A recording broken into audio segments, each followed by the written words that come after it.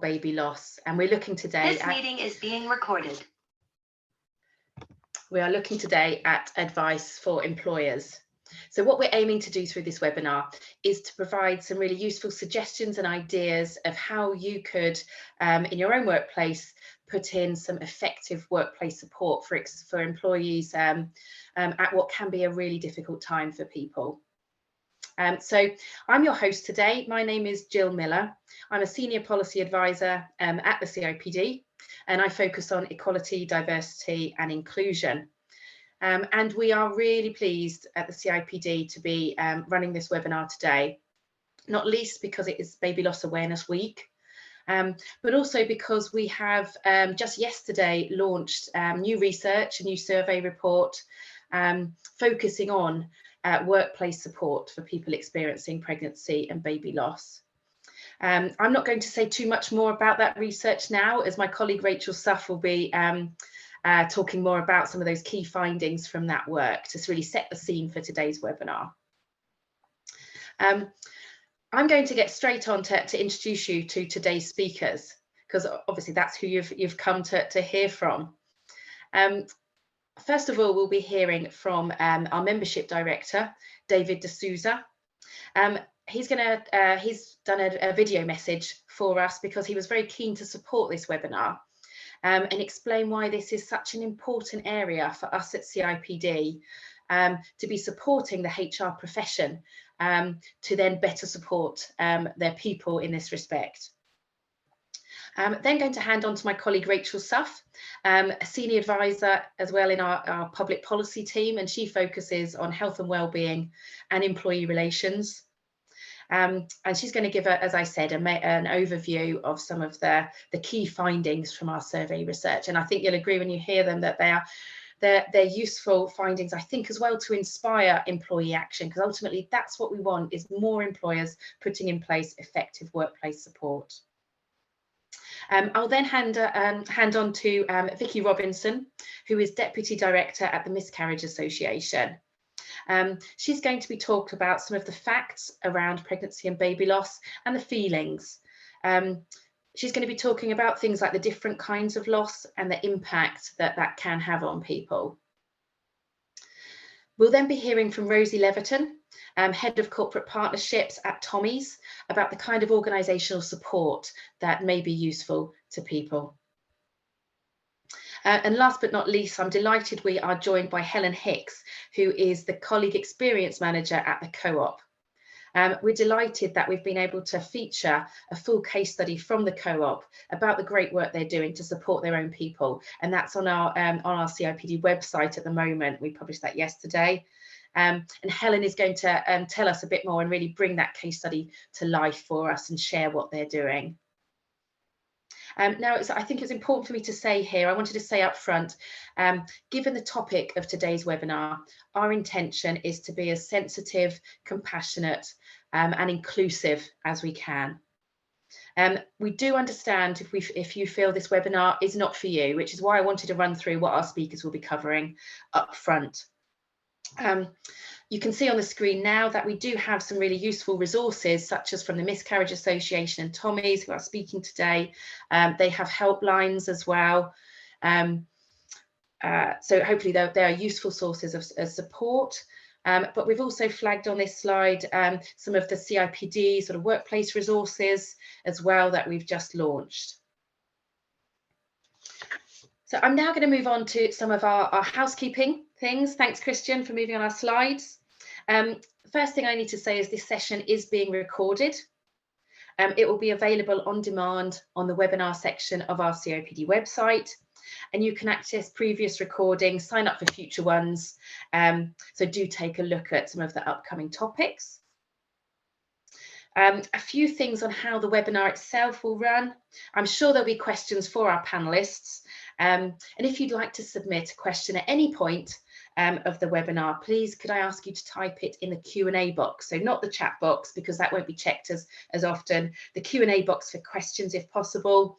All attendees will be on mute, so if you want to network with fellow attendees, the chat box is the place to go. And if you want to share with everybody, use the all panelists and attendees section option there. Now, in line with the slide that you can see now, I wanted to mention that CIPD members can get individual legal advice. Just call our HR Inform helpline, which is available 24/7. And then finally, next slide, please, Christian. Thank you. CIPD members in the UK and Ireland can also access our Wellbeing Hub and helpline. Together with award-winning workplace wellbeing provider Health Assured, we now provide CIPD members with free help and support 24/7 and 365 days a year via telephone or online consultations with qualified therapists. Members can access the phone number and the online services via the membership benefits webpage. You'll see more details about this at the end of the session. So I think that's all the housekeeping things from me up front. I'm keen to pass over to our speakers. I'll be introducing people as we go along, or really sort of handing over between speakers. And then at the end, I'll be facilitating the Q&A session. So do start to note down any questions as they come to you. To mention here, we can't comment on individual cases, and also to mention that we do have the legal helpline I mentioned, and the sources of support that our speakers will also be flagging as we go through. So I'm going to hand over now to our webinar team to play the video from our membership director, David D'Souza.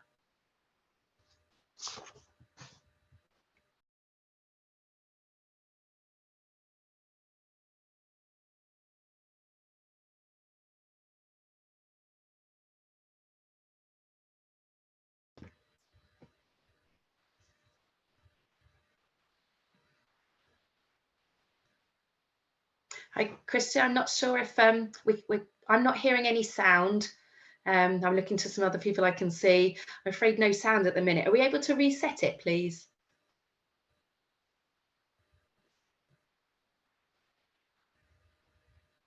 Thank you very much.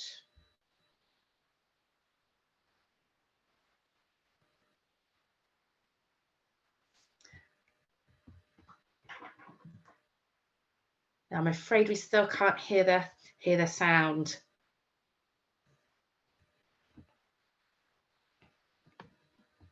I'm just going to give the webinar team sort of a few minutes just to look at the technical side of things behind the scenes. If it's not possible to get the video up, then I think we can come to our first speaker, Rachel Suff, and maybe come back to the video if that makes it easier for everyone.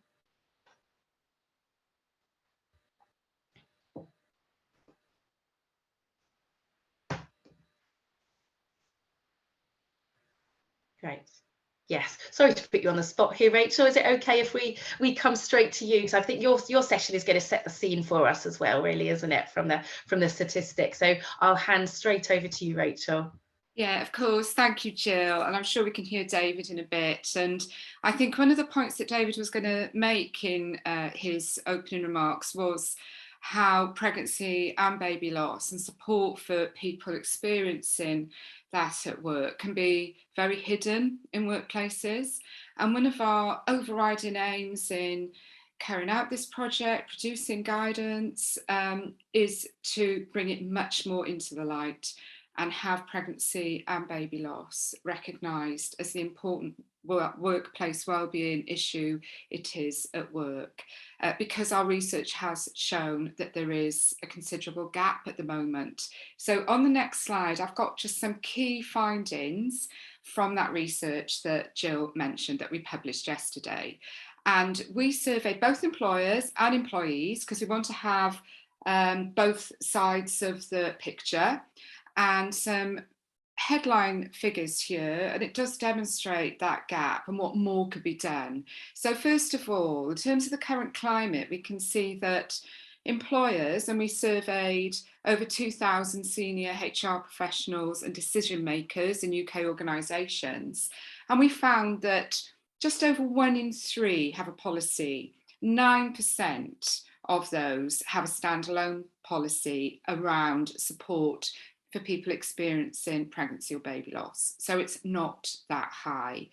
And then Another important finding that really jumped out at us, just a quarter of those surveyed said that their organisation encourages an open, supportive climate where employees can talk about issues like pregnancy loss. And that says quite a lot, I think, because the climate, the environment that we're working in at work, what we feel we can say and can't say is going to have a really major influence on whether people can talk about these issues, but also can they share their own experience with their manager, with HR, and crucially get that support that they could really need at such a challenging time.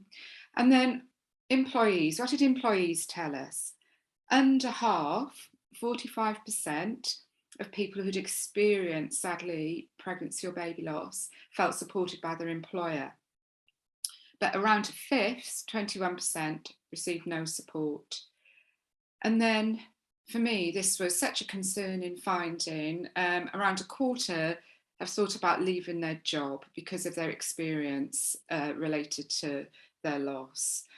And I think that is such a stark warning at the moment for the need for more workplace support, understanding and compassion and so on. And then just over half of people felt able to tell their employer, whether that's their manager, HR, about their experience. And another sign, I think, of the need to create more compassionate workplaces where people can share their experience. And that goes for partners as well. But I don't want to focus too much on the gap because it's important that we recognise it, know it's there. But I think the important focus for us as HR professionals, organisations, is to move on and say, right, what can we do to close that gap? And here we have a very brief overview of the framework of support that we advocate for employees. And I know the other speakers, the other panelists will be touching on some of this as well in terms of what they advocate. And in terms of how do you create that effective workplace environment, what do you need to do as an organisation? And I think the first step, that box, is around challenging the taboo and the fact that it is a hidden work issue in a lot of workplaces. So it's raising awareness. And I think we are helped in the world of work by a number of developments outside work as well in society, because obviously what happens in the workplace is linked to what happens outside work as well. And you know, there have been some developments. It is more in the media now. People are talking a bit more, I think, about pregnancy and baby loss. We've got a private members bill that's sponsored by Angela Crawley MP. We're very supportive of it. And that's to introduce paid leave for people experiencing miscarriage before 24 weeks. And that's for partners too. And then we've got developments in New Zealand, paid miscarriage leave brought in there, you might have seen in the news. And then we've got some UK organisations, and so thrilled to have Co-op in that regard, who are really leading the way and introducing fantastic workplace support for people. And then the second box, create that open, inclusive and supportive culture. And on that theme, I think for us at the CIPD, it's really important, and this will run through our guidance as well, is that organisations are inclusive about the many different experiences of pregnancy or baby loss that there is. I hadn't really grasped before starting on this project how many different experiences of loss there is. And it's important to remember as well, I think, that at whatever stage that loss is, it can be devastating for both individuals, both expectant parents, and we can't assume what anybody's personal situation or family makeup is either. And we need to offer support to any individual who's experiencing a loss like this. And it could be adoptive parents, it could be foster parents, intended parents, surrogates. And we mustn't forget the needs and grief of partners as well. I think in society as well, often their grief, their loss, their needs are often overlooked, and they're going to be very likely grieving, but also supporting their partners. So I feel that that's so important. That's come through strongly to us in this work. And then thirdly, leave and managing absence. These are two areas at the heart of people management that will make a real difference to how well people are practically supported, but also how compassionately they feel supported. And I think flexibility is the key word there, being responsive to people's individual needs. Everybody's loss is different. Everyone's going to experience the loss differently and will need different kinds of support there. Finally, line managers. So important in terms of supporting people's health and well-being at work. We know this from all our research at the CIPD. And if we just turn to the next slide, thank you, Christian. What is the value of line managers? It came through so strongly from our research with employees. The first bullet, the understanding from my manager that it can be a challenging time was considered the second most helpful form of support, second only to paid compassionate or special leave, which shows that it's not just the practical, tangible support, very important, but it's actually that understanding, that empathy, that acknowledgement of your loss and so on that's really important. And line managers play a central role there. But on the second bullet, where people felt supported by their manager, over half said it had a positive impact on a whole number of areas: people's mental well-being, their ability to perform in their job, their commitment to their employer, and their intention to stay with their employer. Remember that stat I mentioned about people, such a number of people wanting to considering leaving their job if they didn't get it. So, such a strong rationale for organisations to support managers, to support people. And then 3 and 4, people who had not felt supported would have found line manager support beneficial. So there's the rationale for the role that line managers play. On the final slide, very briefly to cover what is the role of the line manager, because of course we're not expecting them to be counsellors or medical experts or give advice. They need to understand the boundaries of their role, of course, but nevertheless they do play a really central role in supporting people's well-being day to day. Their role, crucially, is to help employees with the work aspects of their situation and ensure that work isn't part of the problem. And how do they do that? Well, firstly, they will typically be the first port of call, working down the pyramid, for people to approach, be able to discuss sensitive issues like pregnancy and baby loss. They need to have empathy, to listen, to have those sensitive conversations. And then they are a gateway. They're very often the main, if not only, link that that person has with the organisation to access all sorts of helpful support and to make those adjustments, deliver that flexibility. Then thirdly, they do manage leave and absence day to day. They implement all those policies, return to work, crucial role there. So they really need to be capable and trained and confident in carrying those key parts of their role out. But then all this on the left-hand side of the slide, all has to happen not in isolation, but in the context of that relationship that they've got with people in their team. Is it based on trust? Are they open, approachable? Do employees feel safe to talk about sensitive issues like health and loss? So I'll leave my presentation there, but again, to just highlight the resources that Jill mentioned. Thank you. Thank you very much, Rachel. I think that's really a useful context setting for today's webinar. I'm going to hand straight now over to you, Vicki. So Vicki Robinson, Deputy Director at the Miscarriage Association, who's going to talk about some of the facts and the feelings around pregnancy and baby loss. So over to you, Vicki. Thanks, Jill. Yeah, as Jill said, we're going to go back to the beginning a little bit here and just talk a bit more about different types of pregnancy loss, who might be affected, and the sort of feelings and the impact that it might have. So the next slide, please. So just first up, a little bit about the Miscarriage Association, who we are and what we do. We're a registered UK charity. We work across England, Wales, Scotland and Northern Ireland, and we provide free support and information to anyone who's affected by miscarriage, ectopic or molar pregnancy, which are the main types of loss that I'll be focusing on today. And when we say anyone, that could be the person who's experienced the physical loss, but also obviously their partner, grandparents, and in fact, anyone who is supporting someone.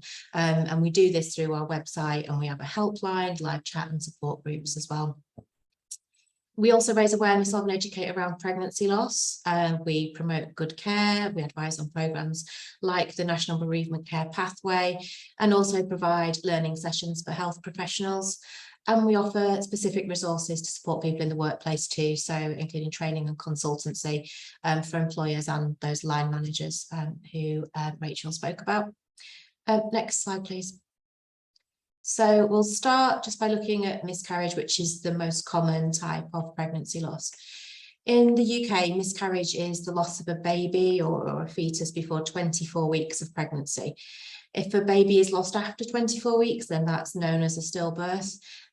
Legally, they're very different in that stillbirth is legally recognised and is registered, and those who sadly experience it are entitled to their full maternity or paternity benefits and rights, as well as a period of parental bereavement leave as well. For losses before 24 weeks, there are no such rights at the moment, and there's no legal right to paid time off, although, as Rachel mentioned, there is a campaign ongoing to try to change that. Around 1 in 4 pregnancies ends in miscarriage, and that equates to roughly 250,000 pregnancies being lost in the UK each year. So you can see just from that, you know, it is horribly common, but that doesn't mean it can't be deeply distressing, both physically and emotionally, for those people who go through it. And for many, if not most, the loss of a pregnancy, however early it happens, you know, it is felt as the loss of a baby, as a planned future, as a family together. And many couples tell us that they experience pregnancy loss as a bereavement, just like they might any other.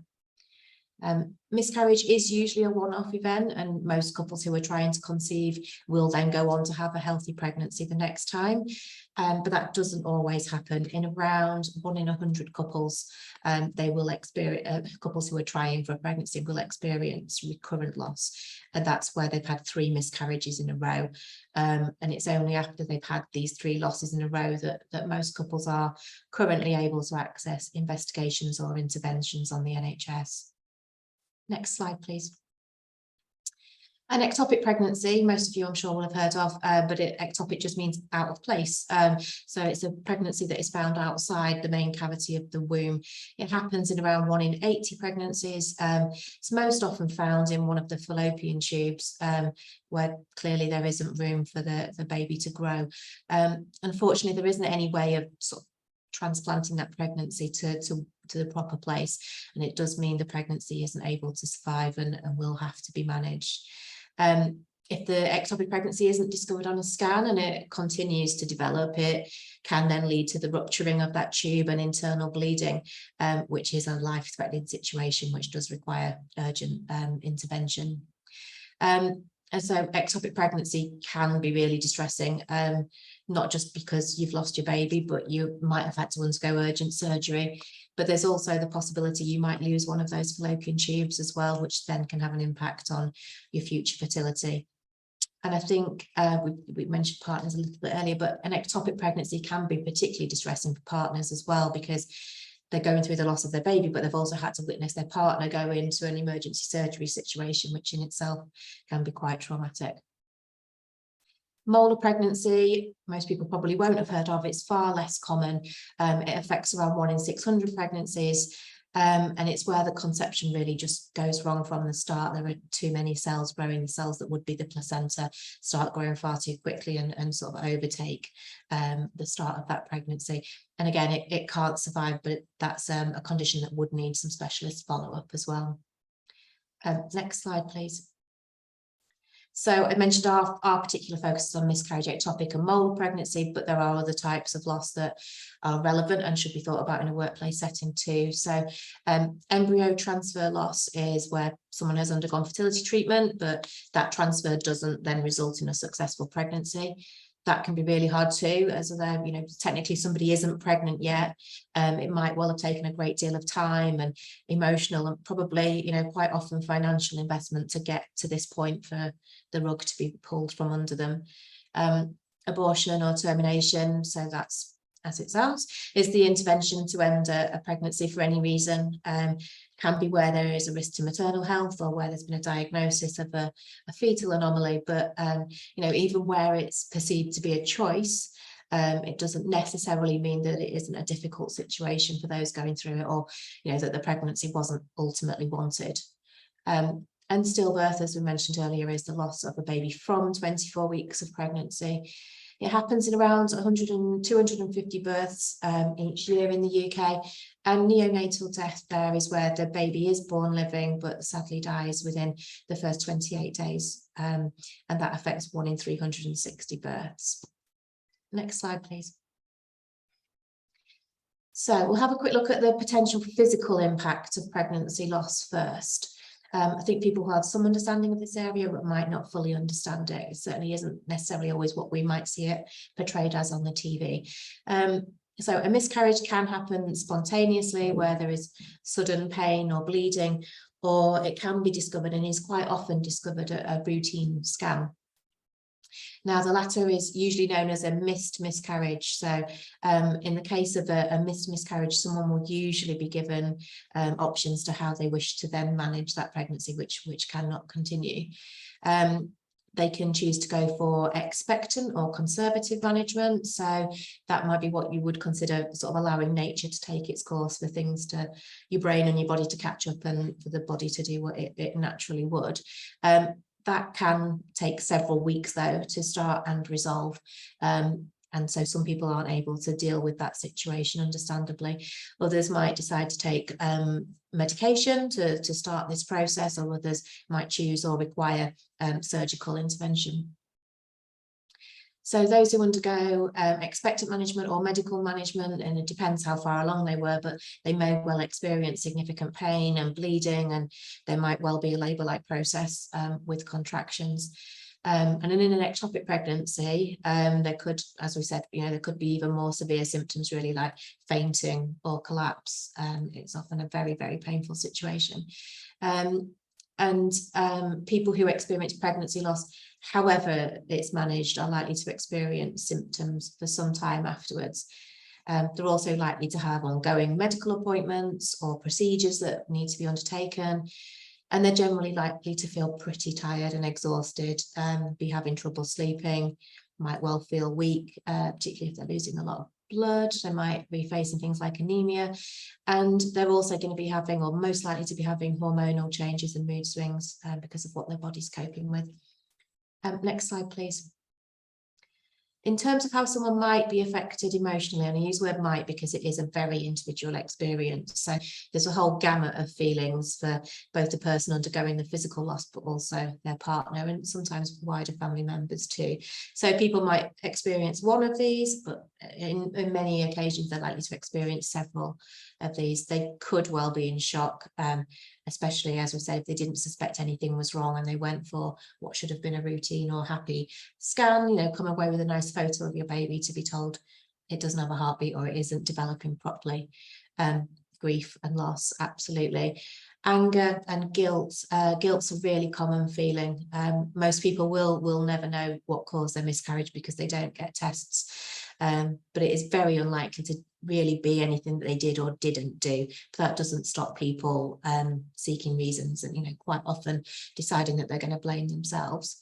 Needing to be strong and not acknowledge their own grief or distress. That's particularly common for partners who sometimes just don't feel entitled to their feelings because they haven't been through the physical loss, and having to bottle all of that up and feeling you need to be strong or you can't speak to people can lead to a real sense of isolation for partners. Next slide, please. You'll maybe have seen on the last slide that anxiety is a really, really common symptom after pregnancy loss. And in fact, studies have shown that miscarriage can have a very significant effect on mental health. So there've been 2 pieces of research actually carried out by Imperial College in London, and that showed that 1 month after their loss, 1/3 of women had symptoms of PTSD. Now, they haven't been formally diagnosed with PTSD, but they're showing all the signs of suffering from it. 1 in 4 of them had moderate anxiety, and 1 in 10 had severe depression. And you can see there, 9 months later, a lot of those symptoms are still with people. So these feelings and symptoms stay with people for a very long time. Next slide, please. And again, while the symptoms are not quite as marked in partners, they are absolutely still prevalent. So this slide just looks at PTSD there, and this is what the research has found. But obviously there are an awful lot of partners who also suffer with anxiety and depression too. And next slide, please. That's pretty much it from me. I hope that's given, you know, some small insight into the facts and feelings around pregnancy loss. If you would like to find out any more information and support, we offer that, whether it's on a personal or professional level. So yeah, have a look at our website, and you might also be interested in details of our pregnancy loss pledge campaign, which is on there too. Thank you. Right. Thank you, Vicki, for sharing with us there, and also for flagging the sort of the sources of support. I think that is very helpful. I'm going to hand now to Rosie Levington, who is going to take our conversation on to be looking at the kinds of organisation support that you might want to consider, or that might be useful. As we said, everyone's needs are different, but I think there are some overarching things that Rosie's going to share with us that are useful to think about. And also just to remind you of the Q&A, if there's anything that you would like to ask any of our panelists. I can see there's some posts up already. Please do continue to post up any questions as they come to you. But now I'm going to hand straight to you, Rosie. Thanks, Jill. So for everyone that might not know, Tommy's is also a UK registered charity. We're actually the UK's largest pregnancy and baby charity. And if we go to the next slide, I'll just give some context about who we are before I go into what we found and what I hope will be really, really helpful for you. So as I mentioned, we are the UK's largest pregnancy and baby charity, and we purely exist to save babies' lives and to support everyone on their pregnancy journey, no matter how that journey goes. So we fund research to save babies' lives and to find out what goes wrong during pregnancy and how do we stop that from happening, work with the NHS to make that care available to everybody. But we also provide really trusted expert information. We've got an amazing team of in-house midwives, a different midwife on the helpline every day, who also help us support everyone on that pregnancy journey from, you know, the moment you start thinking about having a baby through to those first few months after birth, whether you have a complication, a loss, no matter what type of loss, we have information and support for absolutely everyone. And like the Miscarriage Association, anyone can contact us for support. It's not just if you're pregnant or gone through the loss yourself, it's colleagues, friends, family, grandparents, quite common as well. So we really are there for absolutely everyone. And the reason I'm speaking to you today is because about kind of 2 years ago, we did a lot of research into workplace and pregnancy loss, and we talked to employers, employees, our team of in-house midwives, our researchers, and thousands of parents. And we found kind of, as you said, really common themes about what you can do as an employer that will really make a difference. And we're really solutions focused, so I really hope it's going to be very practical. So if we go to the next slide, I'm not going to spend too long on this because I think actually Rachel and the CIPD's report has done a fantastic job of giving you the kind of case for support for why this is so important. But we also ran our own kind of version of this study in 2021, and we repeated it in 2022 and had almost the exact same results. And I just want to kind of highlight, as Vicki said, like miscarriages, they aren't just kind of an event that happens, you get over and you come back to work. It's an ongoing process, and you might have people in roles where they're responsible for things like health and safety, where it could be kind of a manual role. They could quite easily be experiencing those symptoms of PTSD, kind of flashbacks, things like that, well after the miscarriage. It's well worth keeping in mind that it's not just kind of a single event, it's an ongoing process.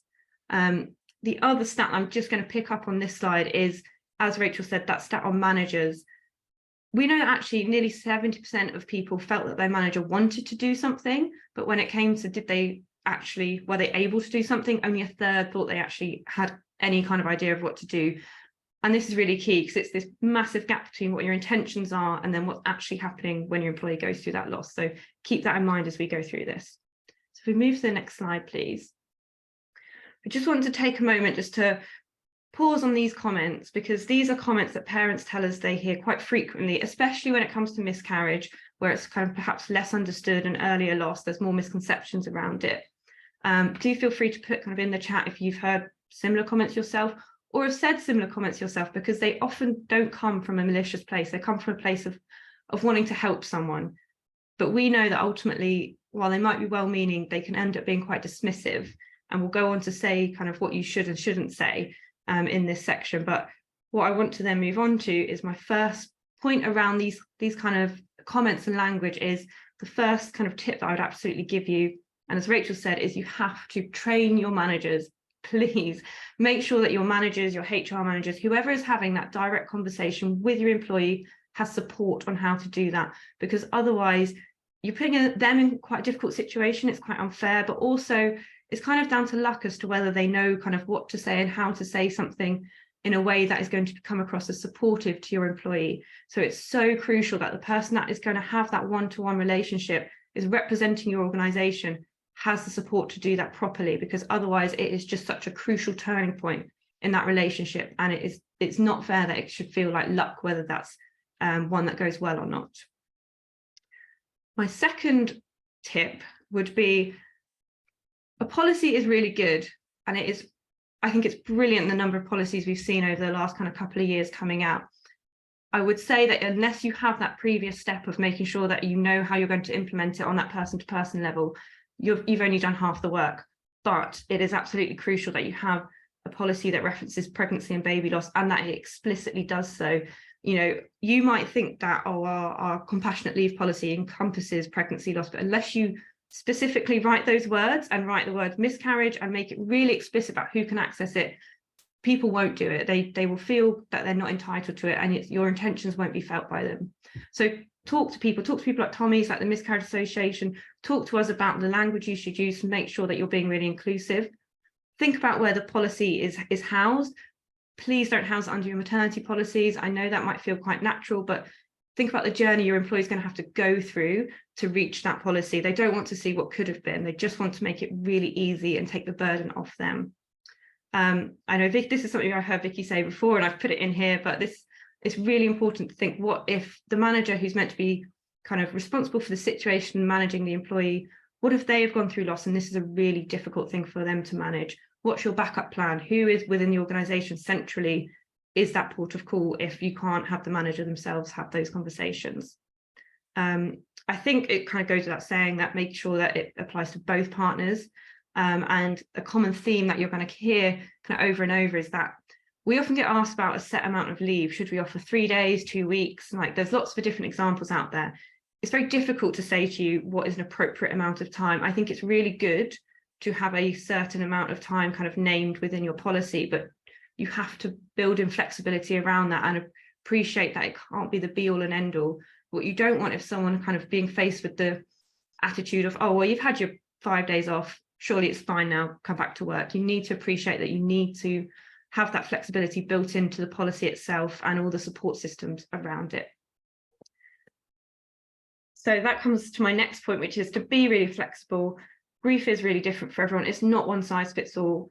There are lots and lots of options available to us nowadays on return to work, how you can phase that, or think about how do you make that much easier for employees so they're not just coming back to work and it feels like a shock. And keep checking in with them, not just after that immediate return, but ongoing. So make sure that it's not, again, just keep that open conversation going and make sure that you know what options are available to you as an employer and to them as the employee.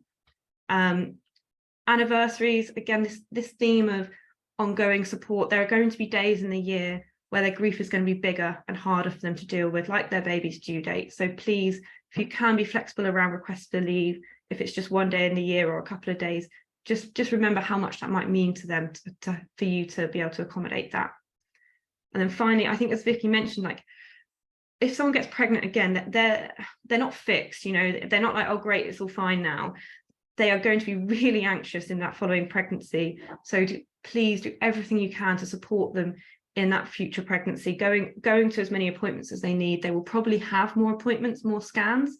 The more you can do to just make that process really easy for them and know that they're not worrying about work and whether they should go to their scan or not, it will make a world of difference. And in particular for partners, I saw someone put a question about whether partners, how many appointments they get to go to. Legally, they're entitled to 2 appointments throughout their partner's pregnancy. It's not very much, like just in a kind of uncomplicated pregnancy.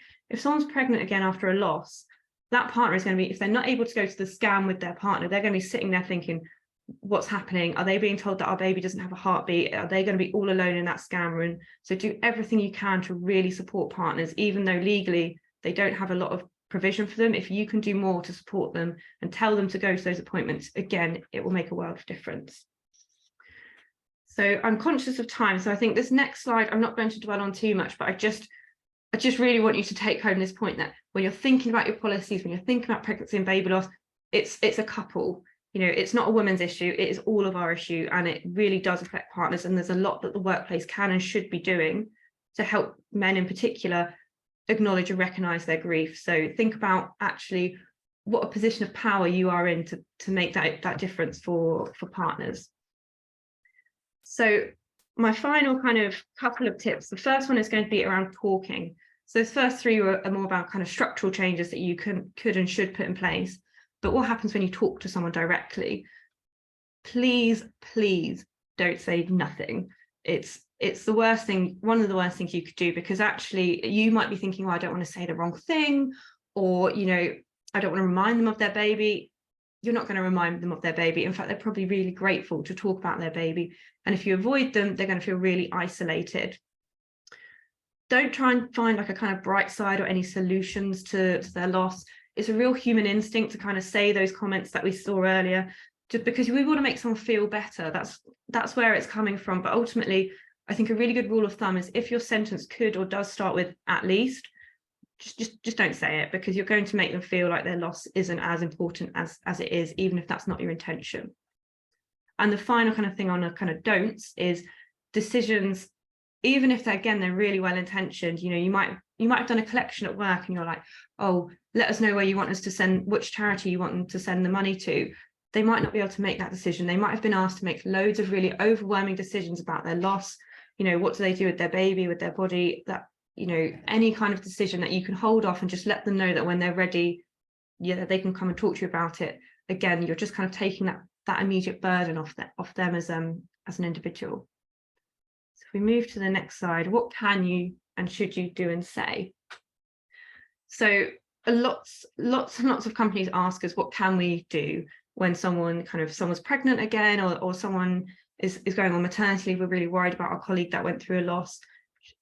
They're not going to expect you to kind of hide them away, but what they are going to really appreciate if you can take them to the side and give them advance warning. Basically, just ensure that at every point they're not going to be blindsided by something. I think that's a good kind of, again, a good rule of thumb. Ask about their baby, use their baby's name, and ask about them in the present tense. You know, what is your baby's name? Parents love talking about their babies. Like sometimes they might want to send around a note, whether that's through you as a manager or personally, about their baby, and just so more people know about them, that memory of them stays alive. So don't be afraid, because you can do it in a really simple way. And I've got a couple of examples after this. And as I said, the final kind of tip on the do's is be aware of significant dates, like those due dates, like the anniversary of their loss, other dates in the year, like Baby Loss Awareness Week, which might bring up more grief for them at that particular time, and they might need just a bit more support from you. So what can you say? Here's one really lovely example of what you can say, and this was we've got permission to share this. There's 2 guys who work at Southeastern, and they got talking. Greg on the right here shared that his little boy had been stillborn, and then very recently afterwards, the news about Ronaldo and his losses hit the news. And this is what his manager said. He said, you know, I don't quite know what to say. You don't need to have the perfect words, but just saying you're sorry and that you're thinking of him, it's enough. It really is. It doesn't need to be complicated. Now, if we move to the next slide, just ask, how are you doing? They might not want to talk right there and then, but you're opening the door for them to come to you. So my final tip for you would simply be, like you are all doing by being on this call, is breaking the silence, raising awareness. We've got lots of support at Tommy's. You can book sessions with midwives that are through us to kind of host sessions for you and your colleagues to understand how you can support your colleagues through loss. I've made a note on employee support groups, and that's simply because I see a lot of women's networks involved in raising awareness around loss. And remember that loss doesn't just affect women, it affects everybody. And the more we can bring it together and open that conversation around the fact that it affects both partners, the more we're going to kind of make those conversations normalized. So those are my top 5 tips. There is a summary slide, but I think if we just skip right through to the next one, because I'm so conscious of the time, but there are lots of resources. Please come and talk to any one of the kind of organisations on this side. At Tommy's, we have, as I said, our team of in-house midwives, like the Miscarriage Association. We also have line manager training, policy guidance, a kind of really holistic support offer. So there's absolutely loads of things that you can do to make a difference, and you're not alone in this. We all really want to help you get this right. So thank you very much. I'm going to pass over back to Jill, maybe. Yes, thank you very much, Rosie. And as you mentioned, sort of on time, I know we are tight on time, but I just think the practical things that you're sharing here are just so valuable. Just that what to say that's most helpful, what to avoid saying is really useful. And as well, yourself, Vicki and Rachel have all flagged the importance of not forgetting about partners. And I think that's one of the key takeaway that's really coming through strongly. And thank you for sharing again the resources. Just to reiterate, we are recording today. We are planning to share the slides. So if you haven't been able to note everything down that you wanted to, they will be shared afterwards. But for now, I'm going to hand us straight over to Helen Hicks from the Co-op to, I suppose, on the next stage of the webinar, tell us about how the journey that you've been on and how you support your people within your own workplace. Thanks, Jill. Yes, so just by way of a very quick recap in case anyone's not aware of who Co-op is, we're the UK's largest consumer cooperative owned by about 4 million members. We've got businesses in funeral care, food retail, legal services and insurance as well. So we employ over 60,000 colleagues across the UK in various roles, from operations, store colleagues, so a huge number. So in terms of a bit of background in terms of how we got here, it was back in 2021, so still kind of following on from the global pandemic. We started a bit of colleague insight and listening in relation to kind of how we support colleagues who go through grief and bereavement. And during a number of surveys, listening groups and focus groups, there was a theme that kept coming out, which was around pregnancy loss, and specifically kind of under the 24 weeks. And it kind of made us realise that we'd never had these conversations before, and these conversations were starting to happen with colleagues who it impacted directly, but also their families and their partners. And so we kind of really felt, we kind of saw that there was a gap here, and we wanted to do something. So, and we also noticed at the time there was other organisations starting to look at this, such as Channel 4 and Monzo, and we knew that New Zealand had recently changed their legislation in this space as well. So Co-op, we have a policy design group whenever we look at any new policies, and initially we started to look around, is there something we can do within our existing policy? So for example, like someone said earlier, around our compassionate leave policy. But I think with further discussions with our colleagues, and we had worked very closely with the Miscarriage Association as well, that it was around that we did decide that a separate standalone policy was needed, and that was to really be clear to colleagues around what support was available to them and their families as well. So as a result, we've created and launched our policy, as well as a line manager guide. So our policies are all available to anyone kind of going on the Co-op website. It's also included, the links are included in the case study documentation, which was published CIPD yesterday. So the links are available and anyone can go on and have a look at those guides and policies. So in terms of what our policy covers, it's kind of incorporating things what people have already said today around flexible paid leave, which is encouraged to be tailored about how best to support the individual. But this paid leave also extends to partners who have experienced pregnancy loss as well. Because we just felt this was really important as part of Co-op's inclusive culture as well, to make sure we were being really supportive to everyone who's impacted. The policy also includes time off for medical appointments to support, again, colleagues and their partners as well. And we've also extended our emergency leave for wider family. So this is for example, grandparents who need to be there to support family members. That emergency leave is also available.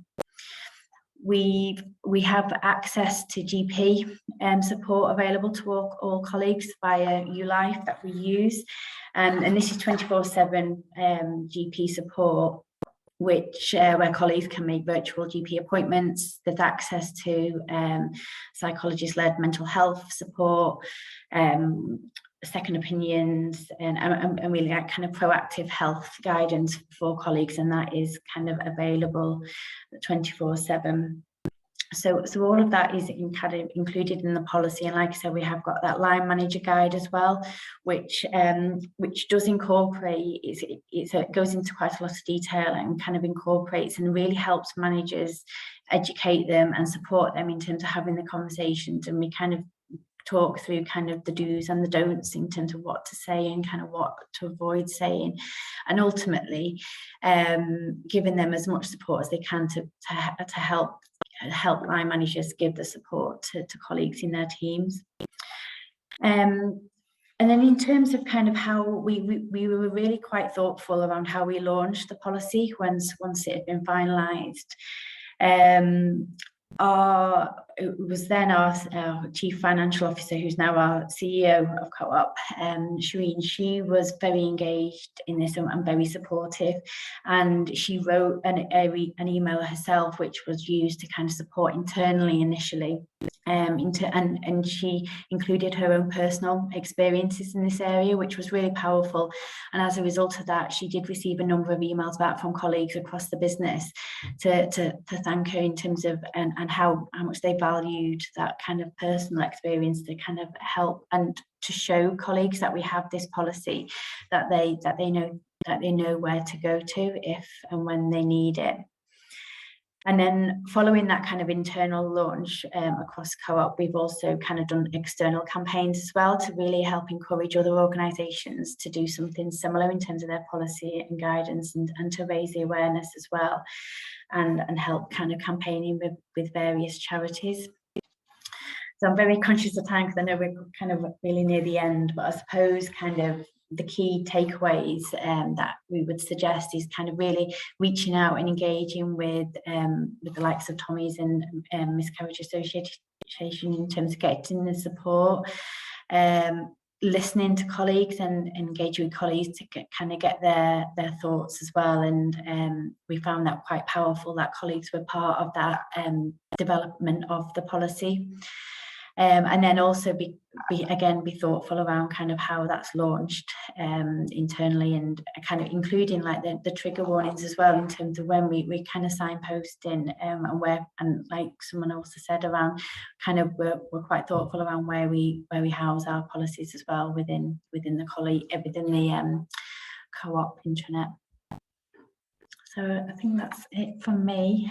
Like I said, that the policies are available and the links within the case study, and also just available by going onto the coop.co.uk website.